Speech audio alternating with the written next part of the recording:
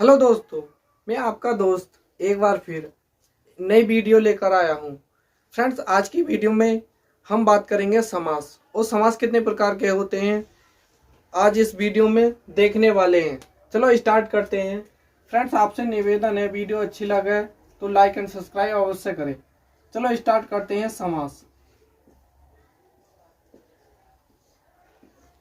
सबसे पहले मैं बात करता हूँ समास।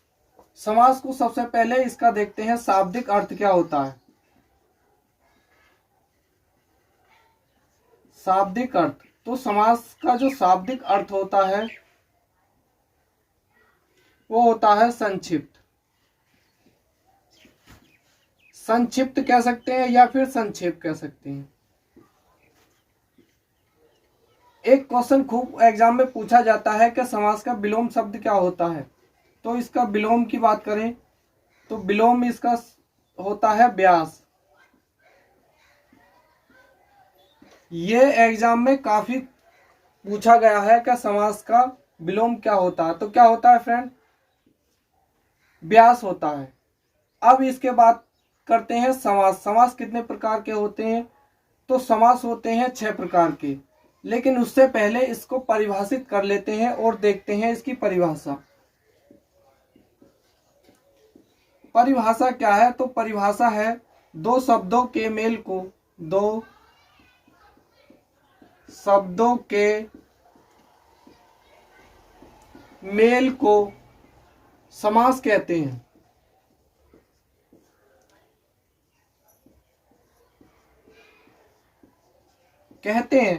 फ्रेंड्स, एक शब्द ये होगा, एक शब्द ये होगा, इन दोनों के मेल को क्या कहेंगे? समास कहेंगे। समास कहेंगे। एक परिभाषा ये कह सकते हैं कि यदि दो शब्द या दो से अधिक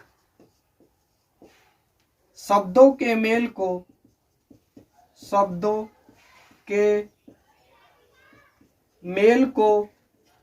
समास कहते हैं।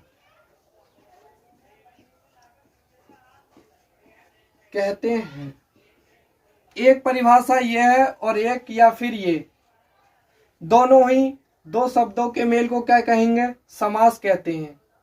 इसी परिभाषा में इसमें भी क्या है? दो शब्दों या फिर दो से अधिक शब्दों के मेल को क्या कहते हैं? समास कहते हैं। चलो अब इसके भेद देखते हैं। समास कितने प्रकार के होते हैं? तो कितने प्रकार के होते हैं? 6 प्रकार के होते हैं। पहले नंबर पर लिखते हैं। अब समास में देखते हैं, पहले नंबर पर लिखते हैं। पहले नंबर पर आता है अव्ययी भाव समास।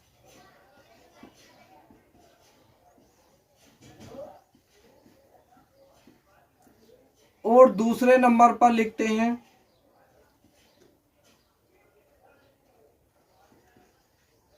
तत्पुरुष समास। और तीसरे नंबर पर लिखते हैं कर्मधारय समास।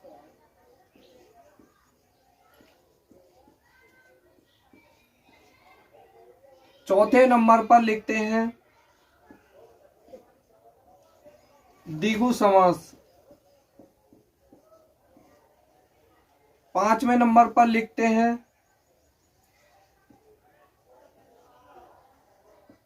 बहुब्रीहि समास।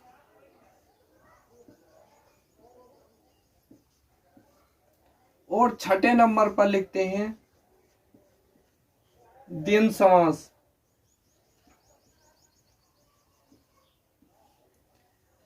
तो समास के अंतर्गत कितने भागों में बांटा गया है? अव्ययी भाव समास, तत्पुरुष समास, कर्मधारय समास और द्विगु समास, बहुब्रीहि समास और द्वंद्व समास। एग्जाम में ये पूछा जाए समास के कितने भेद होते हैं तो कितने प्रकार के होते हैं? 6 प्रकार के होते हैं। अब हेडिंग डालते हैं। सबसे पहले अव्ययी भाव समास, इसको समझते हैं। अब समास में सबसे पहले नंबर पर डालते हैं अव्ययी भाव समास।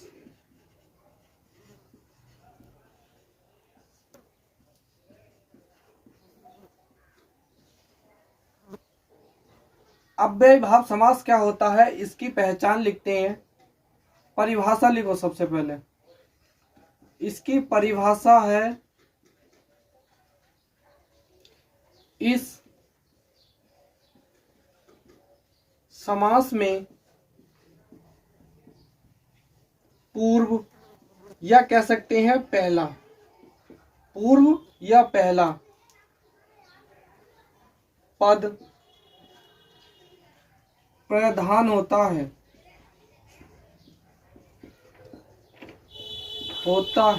उसे अव्ययीभाव समास कहते हैं।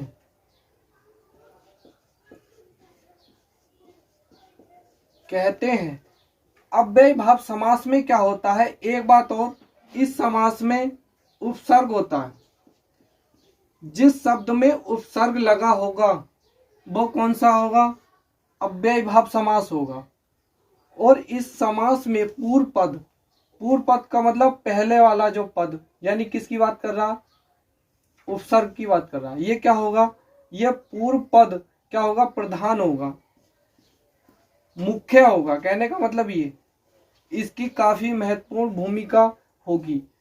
जैसे एग्जाम्पल में देखते हैं, उदाहरण जैसे प्रत्येक है, ये शब्द है प्रत्येक। इस प्रत्येक को कैसे तोड़ते हैं, प्रति प्लस एक, इस तरीके से क्या तोड़ते हैं, प्रत्येक को तोड़ते हैं। तो ये पहला जो पद है, ये वाला पद, ये क्या है, पूर्व पद, यानी क्या है, ये मूल शब्द है। और ये क्या है, हमारा उपसर्ग। उपसर्ग की क्या होगी, प्रधानता होगी। तो इसमें पहचान लिख सकते हैं। पहचान, इस समास में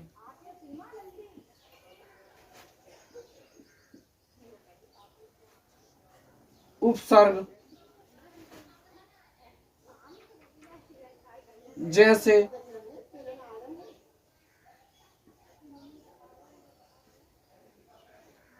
प्रति, यथा, अनु, आ, वे आदि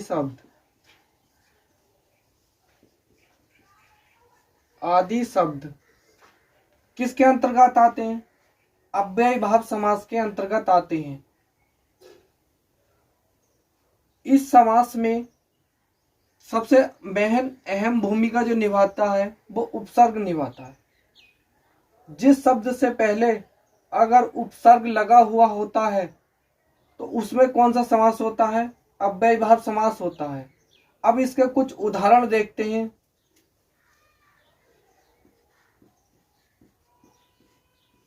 उदाहरण जैसे शब्द है आजन्म, बेकार, यथासंभव,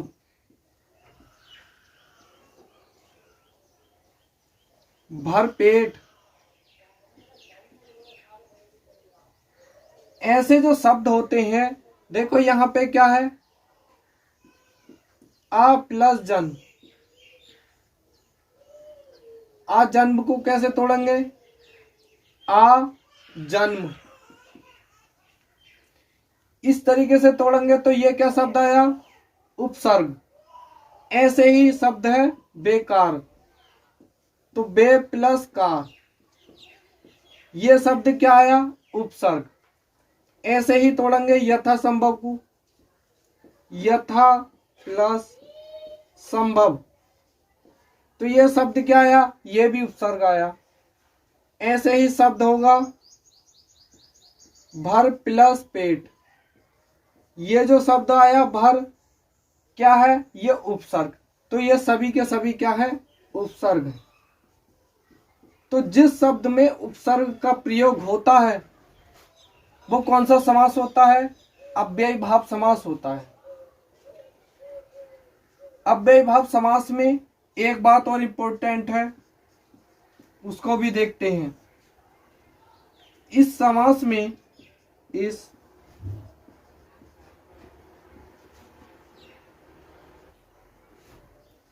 एक जैसे शब्द इस समास के अंतर्गत आते हैं।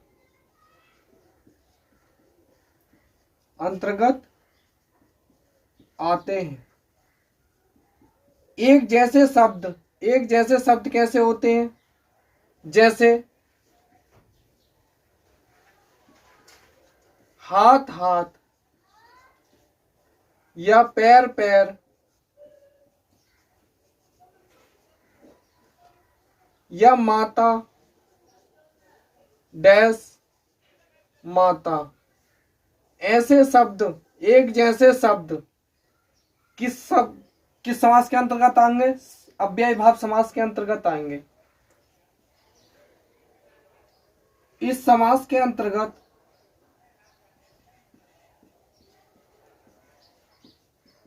एक जैसे शब्द,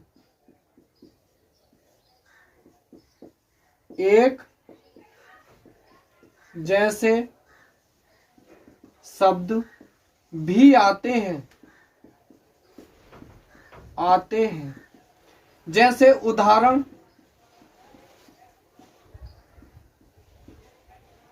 उदाहरण में देखते हैं, जैसे लिख रहा है एक एक, तो इसको तोड़ते हैं एक डैश एक में, तो ये शब्द आ गया एक एक। एक जैसे शब्द है, तो जब एक जैसे शब्द होते हैं तो अव्ययी भाव समास होता है। तो इस शब्द में कौन सा समास है? अव्ययी भाव समास है। ऐसे ही शब्द लेते हैं हाथों हाथ, तो हाथों हाथ में क्या है? इसको तोड़ते हैं हाथ डैश हाथ। ऐसे शब्द जो एक जैसे होते हैं, जैसे एक एक, हाथों हाथ, इसको कैसे तोड़ा? एक एक में। हाथों हाथ को कैसे तोड़ा? हाथ हाथ में। तो ऐसे शब्द अव्ययी भाव समास के अंतर्गत आते हैं।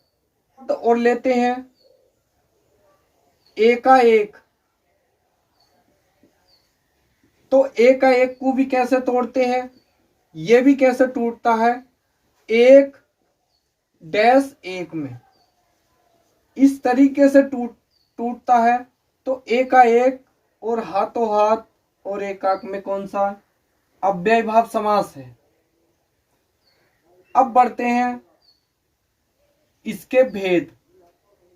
ये भी कितने प्रकार के होते हैं? दो प्रकार के होते हैं। पहला कह सकते हैं उपसर्ग के आधार पर, और दूसरा कह सकते हैं नाम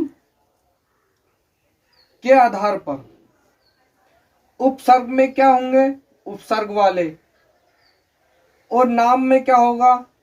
इस नाम में शब्द की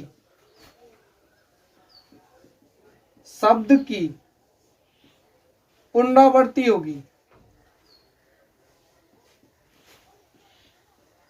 क्या होगी? शब्द की पुनरावृत्ति। तो अव्ययी भाव समास को क्या भागों में डिवाइड करते हैं? दो भागों में डिवाइड कर देते हैं। एक तो उपसर्ग के आधार पर, एक नाम के आधार पर। नाम में क्या होता है? शब्द की पुनरावृत्ति। और उपसर्ग में क्या होता है? जो शब्द से शुरू में लगते हैं। किसी भी शब्द में उपसर्ग लगा हुआ होता है, तो उपसर्ग लगा हुआ होता है पहले स्थान पर, यानी कि पहला। जैसे मैंने बताया प्रति, ये शब्द है कोई प्रतिदिन, तो ये जो शब्द है उपसर्ग, तो उपसर्ग लगता है हमारा पहले। और ये जो शब्द होता है लास्ट का, ये कहलाता है हमारा मूल शब्द। ये क्या कहलाता है? मूल शब्द। और प्रति ये क्या है हमारा? ये है उपसर्ग। तो उपसर्ग और नाम शब्द की पुनरावृत्ति में क्या होता है, एक जैसे शब्द, और उपसर्ग में क्या होता है, तो किसी भी शब्द से पहले लगता है उपसर्ग। अब बढ़ते हैं दूसरे समास पर। दूसरे नंबर का समास डालते हैं द्वंद्व समास। तो द्वंद्व समास की परिभाषा देखते हैं सबसे पहले।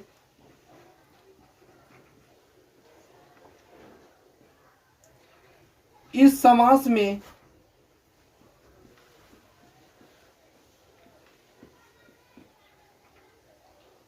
पूर्व पद तथा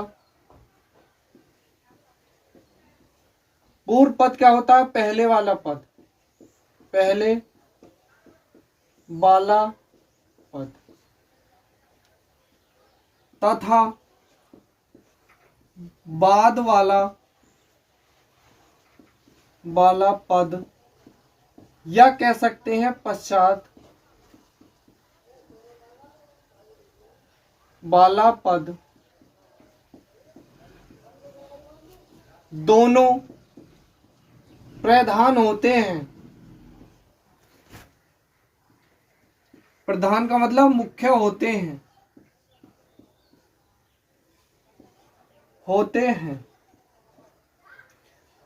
अब देखते हैं इसमें क्या होंगे। एक ये वाला पद और ये वाला पद दोनों ही मिलाकर क्या बनाते हैं, द्वंद्व समास बनाते हैं। लेकिन ये वाला पद और ये वाला पद दोनों ही क्या होंगे, मुख्य होंगे। और अव्ययी भाव समास में क्या था, ये पूर्व पद वाला प्रधान था। लेकिन इसमें क्या है, द्वंद्व समास में दोनों पद प्रधान होंगे, यानी पहला पद भी और बाद वाला पद भी क्या होंगे, प्रधान होंगे, मुख्य होंगे। तो वो कहाँ कहलाता है, द्वंद्व समास कहलाता है। अब इसके उदाहरण देखते हैं। उदाहरण देखने से पहले एक बात और देखें। इस समास में विग्रह करने पर क्या कह सकते हैं, शब्द का विग्रह करने पर योजक चिन्ह या कह सकते हैं हाइपन, कौन सा, ये डैश,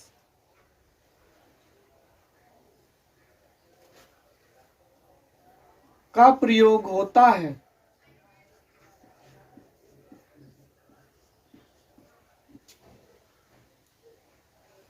और एक बात और, शब्द का अगर विग्रह करेंगे, शब्द का विग्रह करने पर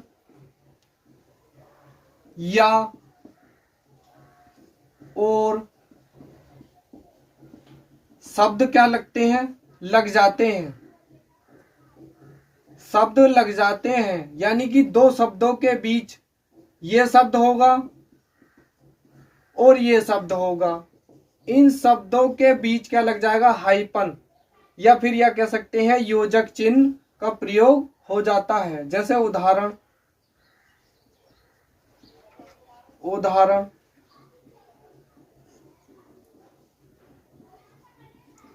ऊंच नीच,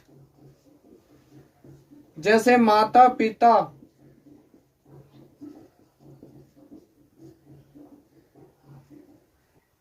आगे पीछे,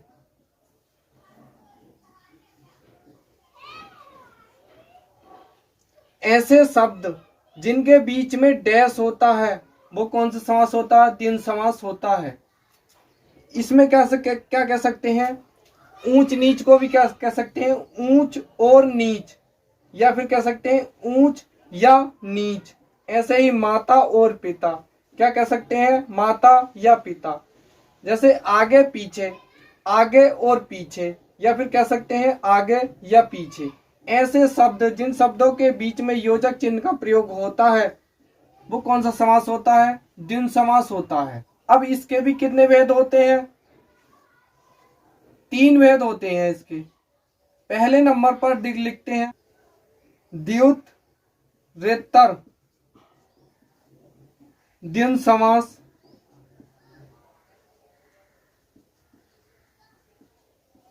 और दूसरे नंबर पर लिखते हैं विकल्पात्मक द्वंद्व समास, और तीसरे नंबर पर समाहार द्वंद्व समास। द्वंद्व समास के कितने भेद होते हैं? 3 होते हैं। अब इतरेतर द्वंद्व समास में क्या होता है?